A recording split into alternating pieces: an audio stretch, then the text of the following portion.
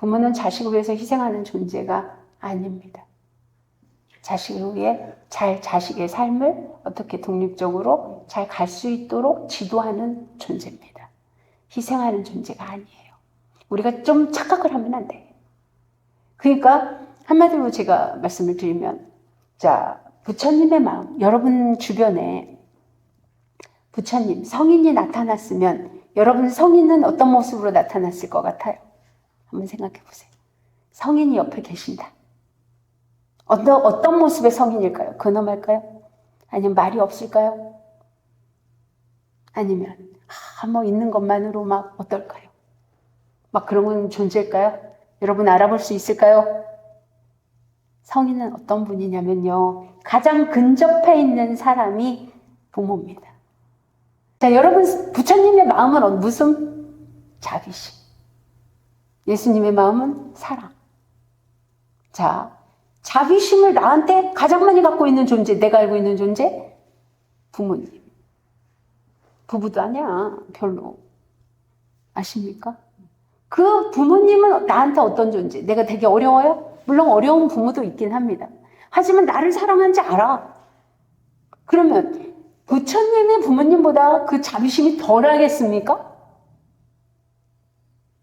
한번 생각해봐요.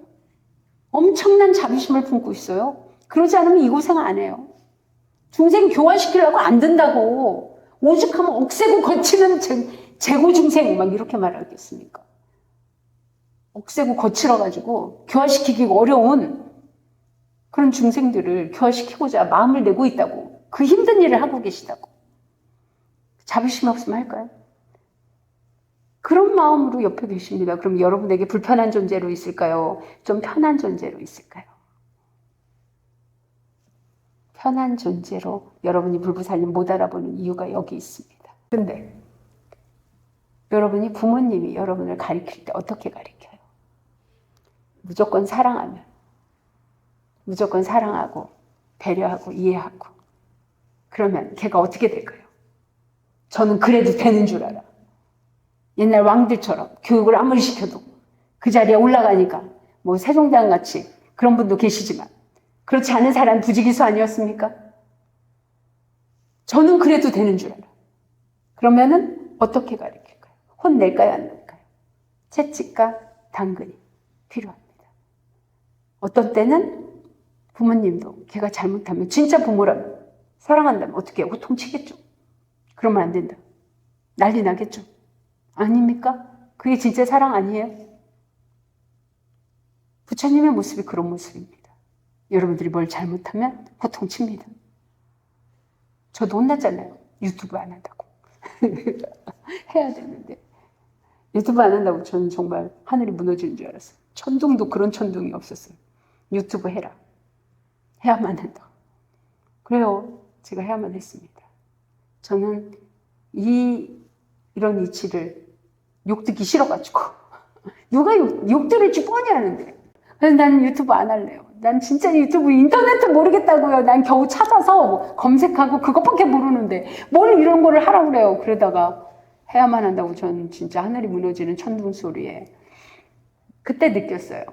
저는 부처님이 저 무서워서 한 게 아닙니다. 그때 알았어요. 해야 되는 일이었어요. 내가 할 일이었다고요. 그러면 부모님이, 여러분들이 부모가 자식이 할 일을 똑바로 못해. 그럼 어떻게 할 거예요? 자기 할 일을 똑바로 못해.